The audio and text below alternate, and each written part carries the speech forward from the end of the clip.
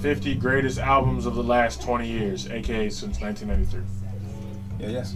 Yeah. So this is number 26, Infamous, Mobb Deep, 1995.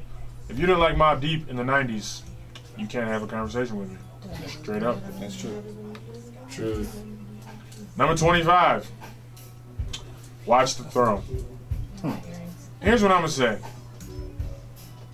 Watch the Throne. It was one of those. Be honest. It was one of those things where it was like, it rocked for like that whole summer. But I feel like we're gonna forget about it in a couple of years. Yeah, we will. I feel like somebody's gonna bring it back. But the thing about it is, like, half the songs on there, like, I just wanted to walk in the studio or the hotel room and slap Jay-Z. Like, that's just how I felt. I didn't feel like he gave his everything with those monster beats that were in the background. Like, he wasn't giving everything. Black Excellence. That was one song out of like 13. He went on, well, I mean, he did his thing. It wasn't like he was some trash on them drugs. Well, let's be honest. Jay-Z has the habit of getting upstage. He should stop doing collaborations. Unless it's with Swiss Beats, because of course you're not going to get upstage, because all he can rap about is Reebok. Number 24, The Emancipation of Mimi, 2005, Mariah Carey. I would genuinely say, Comeback album. I never have ever listened to any Mariah Carey song since that one song that had Jay-Z in it back in the 90s. She was pretty. I mean, I feel as though because of the success that Jermaine Dupri had with that Usher album, The Confessions, it was Confessions. That was the only reason that album was hot, The Emancipation of Mimi, because Jermaine Dupri wrote and produced everything on it. Really? Yes. Well, Jermaine Dupri is an excellent producer. Dr. Dre, number 23, Absolutely. Chronic, 2001. Should have been 20, but hey, whatever. This joint, yeah, it should be in the top 20. Yeah. I like how in the production notes of this album it says Dr. Dre and Mailman, but it has nowhere mentioned Scott Storch, the ghost. I'm about to say, yeah, Scott Storch is the guy who co-produced on every track on that album. That's why Scott Storch beats, when you heard him post the Chronic, everything sounded like a Dr. Dre beat. The Janet, self-titled, obviously 1993, Janet Jackson. Is that the one with the white dudes cupping her breast? Yes, probably. That's awesome. Apparently, this is the album after Rhythm Nation. So I'm not gonna lie. She looks so comfortable with a white man's hands around her breast. I mean, white men have been holding the breasts of black women since 1620. So You're right. I don't see what I'm sorry, 1619. So Midnight Marauders, A Tribe Called Quest, 1993. I got that joint on tape. I have this joint, like, this was one of the albums when I converted the first iPod I got.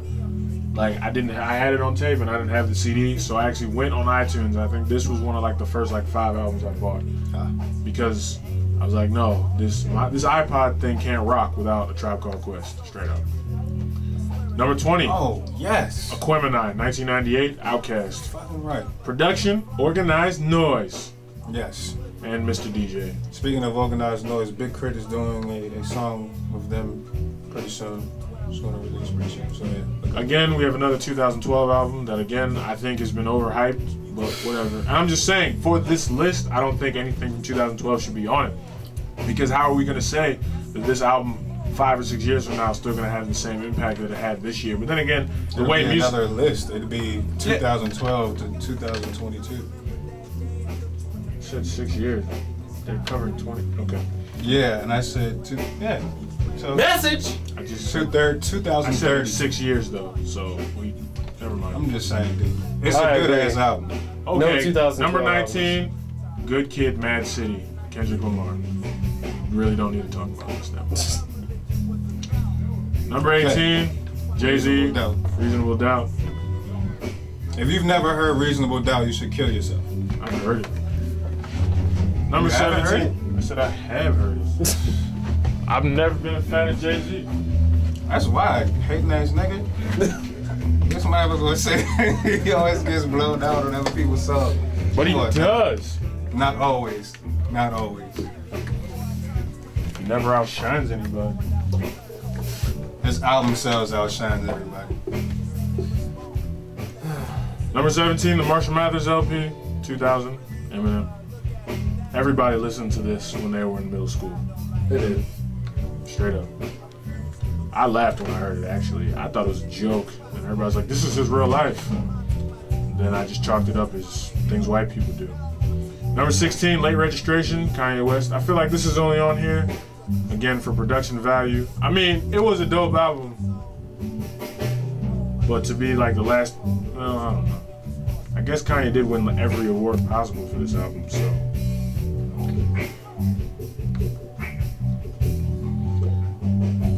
Maxwell, number 15, Urban Hang Suite, 1996.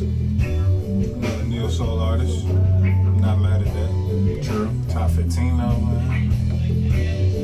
Whoever made the list thought so. Number 14, Enter the Woo, the 36 Chambers. This deserves to be top 5 on every list. If you're talking albums of all time, let's be honest. You put 9 Negroes on one album and they can all spit like nobody, there's no weak links in the Wu-Tang Clan. Are there? Okay, now there are because they've added more members. But the first 9, there were no weak links. We can all agree on that, right? Yeah. Ready to Die. Ready to Die, number 13, Biggie Smalls. I had a discussion on Facebook about this album in comparison to the Blueprint. They said which album, you know, can you compare to any album of all time that can compare to the Blueprint, like as far as like just song for song, straight through. And I'm just like, Ready to Die, song for song, all the way through. That joint is a good album. Word. So this album barely made the list. 1993, Snoop Dogg, Doggy Style. It's a doggy dog world. Yeah, I was gonna say everybody likes this album. So I don't know how it's only number white people like this album. Cause you know bitches ain't shit but hoes and tricks. Only built for Cuban Links, 1995. Raekwon. Now here's what I'm trying to figure out. How is Raekwon, this album solo album by himself, better than Enter the 36 Chambers? Alright, that's a good question. Exactly. Travis. Not at all. Number 10, Confessions. This is the album that was all about cheating on your girl, but you could still get a girl naked to. This was an awesome album. It was. It was awesome. Shout out to Jermaine Dupri. The Miseducation of Lauryn Hill, 1998. Again, one of those albums that you never listened to. Tie a noose around your neck, spike the end of the rope into the ground, and then run off a cliff like a cartoon character. I mean, this album has more substance than anything out right now, including the Kendrick Lamar Good Kid, Mad City album. This album has just more substance in general than most albums. Let's just be honest, unless it's like Gil Scott-Heron. And Shorter, Faster, Louder agrees. 36 Chambers, fuck yes. And rest in peace, Big Baby Jesus, aka Dirt McGirt. Of course, we're talking about the old dirty bastard. Dirty bastard. Oh, I lost the tab. There it is. So, number 8, The Blueprint. There you go. 2001. So apparently, Vibe likes it more than Ready to Die. They do. And he's made the list now 3 times. But then again, let's also be honest. Kanye West, Timbaland, and like Jay Dilla, like 3 other people produced that album. So who are legends in their own right. So. Just Blaze definitely was on there. Yeah, I didn't read all the production credits. So TP2.com, 2000, R. Kelly. Let's just be honest. When I think in middle school, this was like one of those albums that like if you didn't have, you were made fun of on the school bus. Yeah. So, you know. Feeling on your booty? I wish. You know you remember that song. What? Like, it was funny because you could go from singing Feeling on Your Booty to I Wish. Just like a drop of a hat. That's R. Kelly, though. Remember, R. Kelly is a genre, not an artist. Ah, yes. Cobra McNash, in case you didn't hear. R. Kelly is a genre, not an artist. According to the Boondocks, it's my reference, so you know I'm telling the truth. The Boondocks does tell the truth. I agree. Wholeheartedly. Number 6. Right on. My Beautiful Dark Twisted Fantasy, 2010. Still haven't heard this yet. Seriously? Nah. Well, you ain't missing nothing. I'm about to say, I mean, Kanye West, like, at this point, after Late Registration, like, he just fell off. Yeah, and I just really didn't. I mean, I like the Power remix. Yeah, I like certain songs, but not, like, I didn't listen to his album. I didn't feel the need to. Oh, well. I liked it, but I like introspective music. So it was one of those things where you could actually tell that him and r.a.t.e actually like knew what they were doing in the studio. Like when it came, like production again, anything, almost anything Kanye West has done, production is on point. However, this is one of those things where the lyrics even spoke to the production value. And now we got our engineer Mark just walked in the studio. I think he's gonna tell us something special. We should all listen. That shit was my name. Oh yeah. Sorry about that. Sorry. Stealing the mic. He's actually stealing the mic. Yeah. All right. That was number 1. Yep. Yes, indeed. Hey man, this band's good. Yeah. Yeah, man, I can't wait for the thing to get started. For y'all to hear the band. We can hear him playing right now. Yeah. So, number 5, Justin Timberlake, Future, Sex, Love Sounds. I never heard this album. I heard it was good though. These album names are atrocious. Apparently, it's one of the greatest albums of the 2000s. It's actually the top 5. Yeah. So That's what Vibe labeled it was greatest album of the 2000s. So, number 4, My Life, Mary J. Blige, 1995. This is the album that made her, so there it is. Again, introspective music. Yeah. Except, I've realized I don't like Mary J. Blige when she's happy. Yeah, man, that's well known. No one likes her when she's happy. So she needs to get back on drugs. Number 3, 1994, Illmatic. Yes. This album cranks from start to finish. Actually, it doesn't, I guess crank would be the improper term, but this is one of those things where you turn on and you don't stop Yeah, it. you let it rock. You know it's a blueprint for the blueprint, right? A lot of people don't know that.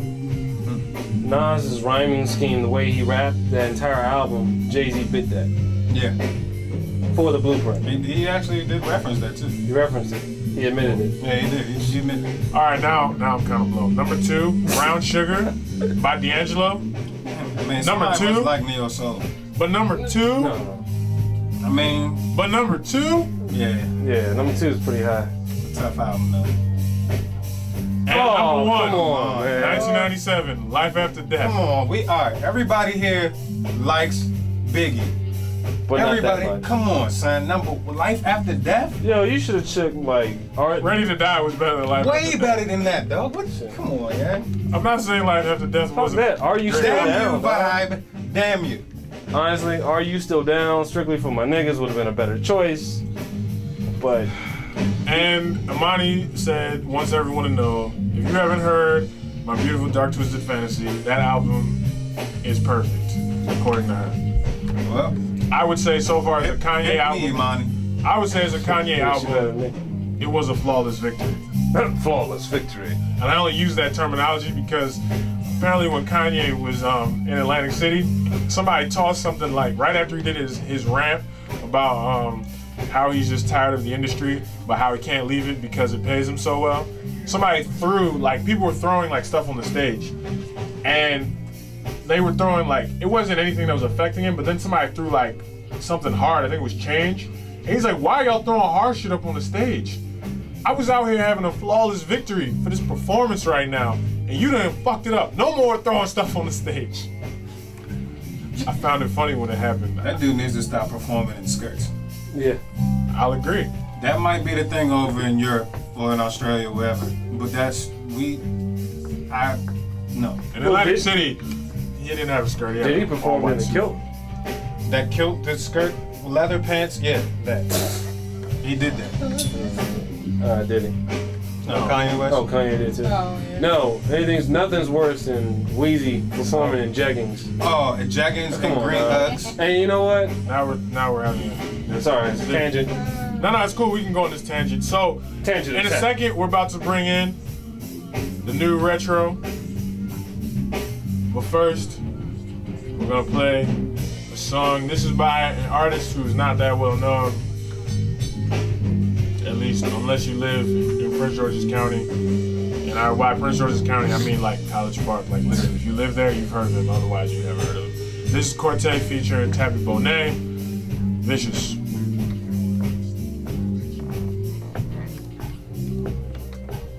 Yeah, this band is nice, man. I like them. I would just support them because they're talented. Yeah, man. So, we're good? I hope. Yeah, you good. So, I would like y'all to, you know, introduce yourselves, obviously, you know, because they can't see that we've got the Wu-Tang Clan pretty much. The Ghostface Killer. Exactly, they roll deep and they got instruments, so you know there's a lot of dudes in here. But my bad. There are Sometimes I say representatives in the area. there are females other places. Not painting a good picture. It's all about the music though. So the reason why they're here is they were gracious enough to come through after I heard them perform down at Solly's on U Street. From my understanding, that y'all have a standing gig. I see y'all always posting on your Facebook, which is the new retro, you know, facebook.com, the new retro, and they're always posting that they're going to be at Solly's. So if you're listening now, you want to see them live, you want to, you know, get autographs and be screaming fans, because obviously you can't do that in the studio. Or you can if you live on campus, come through, you know, and bang on the windows. But yeah, come through and see them. But yeah, I'm gonna let y'all, you know, introduce yourselves, do your thing.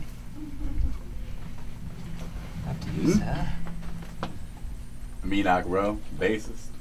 Meenock? Your name is Meenock? Let's see how you do over there. I'm over at him, lead vocalist. See what you do over there, Jay. Jay Stu, the drummer.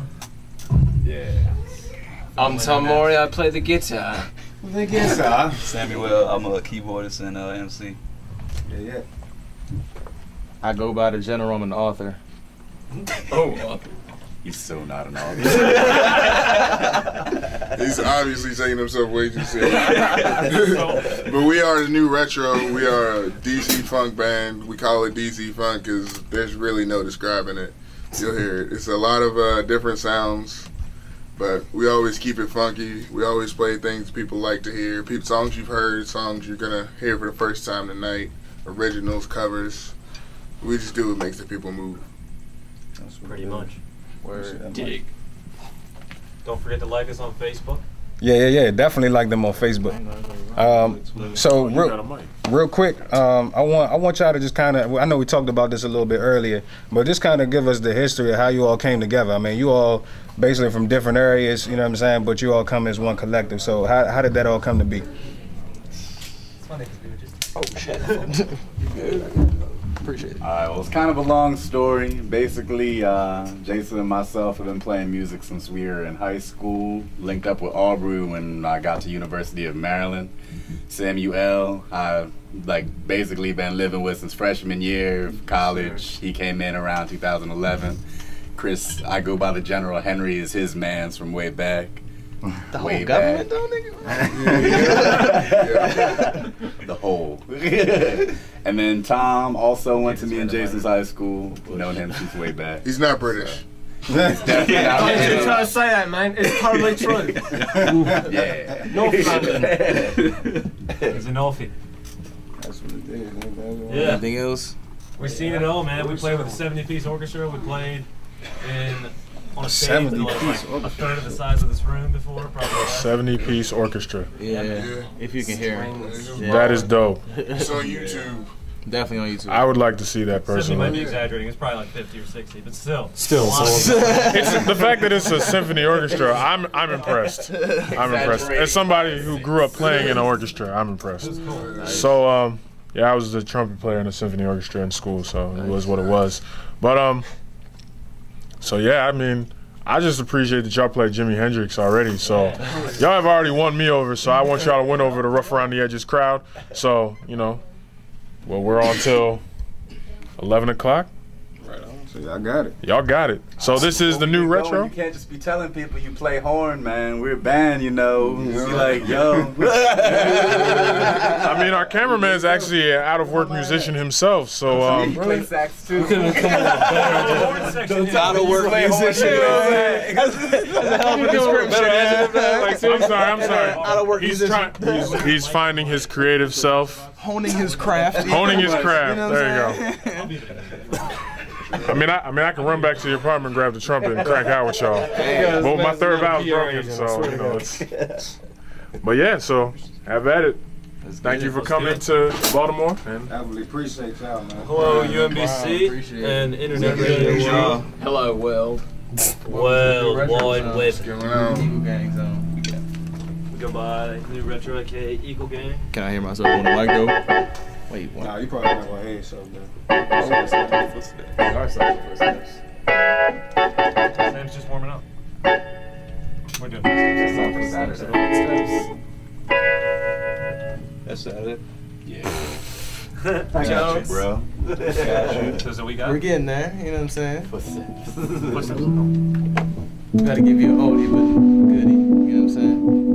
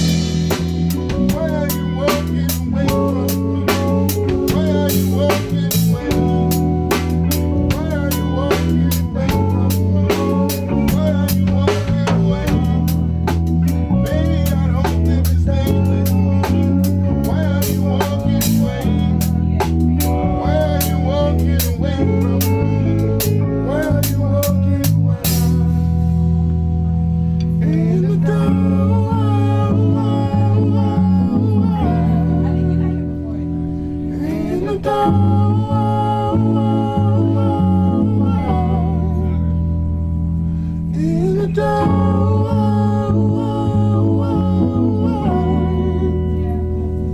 In the dark.